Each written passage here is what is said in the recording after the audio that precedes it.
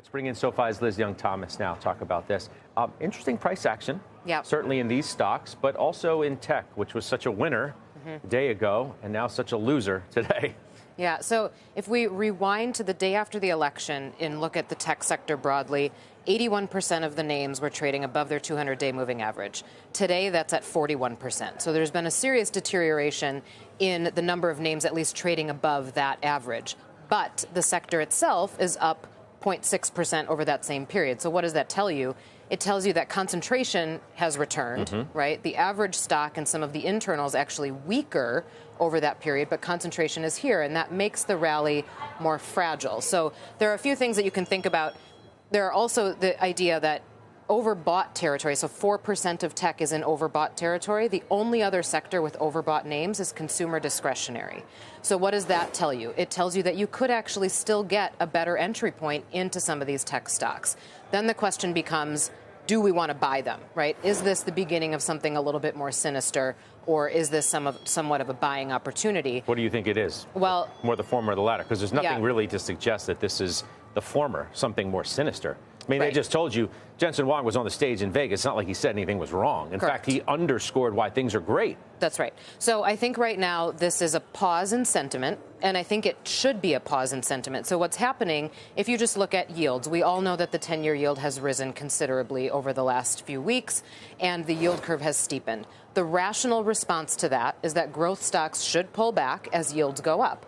That's not what happened yesterday, but that is what's happening today. That's not what happened for certain periods of 2024, but I think in 2025, that will be the norm. You have to rationalize the valuations with where yields are, especially with the 10-year above 4.5%. I just think that the trend is still positive, people think.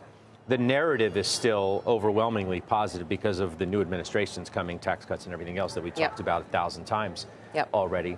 So that higher rates aren't necessarily going to be such a binary impact on tech. Well, rates go up, tech goes down. It doesn't necessarily work that way.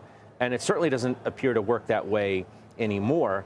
You are just going to the benefit of the doubt stocks, if you will, in any period of uncertainty. VIX goes up, it's up 8%, it's north of 17. But you just go to the tried and true stocks in any period of uncertainty. I don't know that that relationship between rates and tech really matters as much anymore. So where I think it does matter is what we're giving back is some of the multiple expansion that's occurred over the last year or 2 years, in especially those bigger names. And that's the part that is the most fragile, especially in a yield environment like this. So what we've seen is the yield curve has steepened for 6 straight weeks in a row. Over that same period, the S&P is actually down 1.5%. So we've given back some of the froth. We've given back some of those really expanded valuations.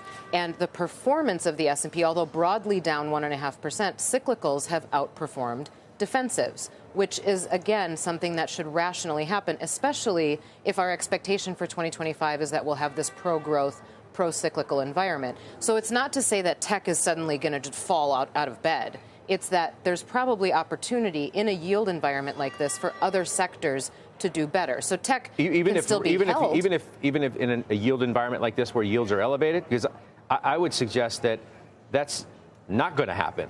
If yields continue to rise, how's the broadening of the market going to happen? Well, it depends why they're rising. If they're rising because we're engaging in some really detrimental trade wars that are limiting supply, they're going to limit demand, that are going to limit investment for businesses, then equities probably feel the pain of that. If they're rising because demand is still strong and maybe we've got sticky inflation, but inflation that's not necessarily out of control, then you've got pro-growth, pro-cyclical. Growth can still stay stable as well. And investors start to look for valuation opportunities in places outside of tech that aren't at all-time highs. What if they're rising on the expectation of a more inflationary policy stream coming out of D.C.? And even if you're going to have better than expected growth, but you're still going to have the potential of more inflationary policies like inflating the deficit even further.